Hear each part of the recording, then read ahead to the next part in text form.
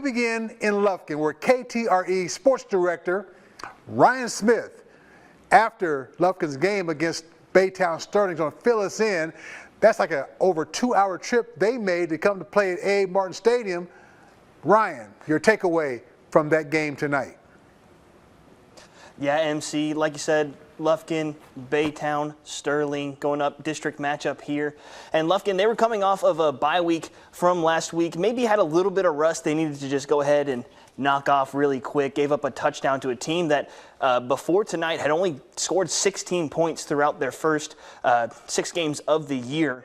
And then after that, it was the same old Lufkin Panthers that we've seen since that early loss to Longview in week 1. They've just dominated the football game, 33-7 at half, and then 54-7 for the final there. Just once again, I mean, realistically, for a team that was finished, that's right now is last in the district where they're at right now, it was sort of an expected outcome. Maybe took a little bit longer to get where it was, maybe a little bit of a shock that they even scored at all, but nonetheless, it was still a dominant performance coming off of a bye week, and Lufkin doing what good teams are supposed to do, and that's beating teams that they're better than.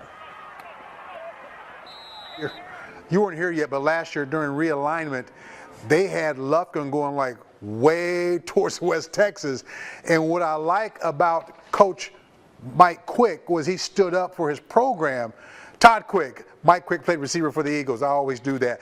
Todd Quick, he stood up for his program, says, no, we're not going to make this trip way out there for my guys. And, of course, that's why they're in the district they're in now. And now to see it paying off the way that it is, with their overall record of being 5-1, without having to travel 3, 4, 5 hours, when you watch them tonight, as you just mentioned, they're coming off a bye, how quick were they engaging in being in sync despite being off? Yeah, I mean, it took a couple of drives. I mean, it was 16-7 in that at the end of that first quarter, Lufkin leading. So, like I said, this was a Baytown Sterling team that really had struggled to score any points throughout the entire season. So it took a little bit of time, but then, like I said, they just got right back to being exactly who they were, just a dominant team on the defensive side of the ball. And then the rest, the other 2 phases of the game, the special teams and the offense, kind of feeding off of that. Just, you know, just a really a great performance after a little bit of a slow start in that first quarter. And, you know, it was funny that you said about the district realignment for Lufkin.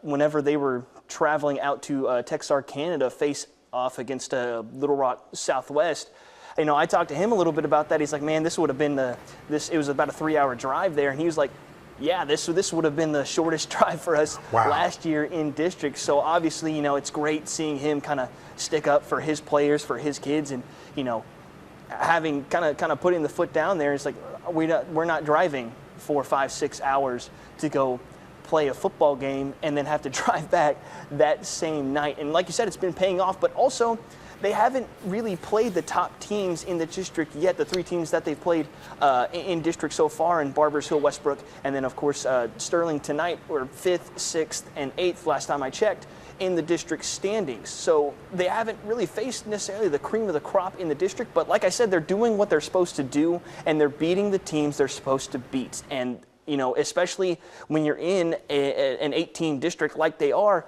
that goes a long way in, you know, getting towards the postseason, which they, you know, just missed out on last year.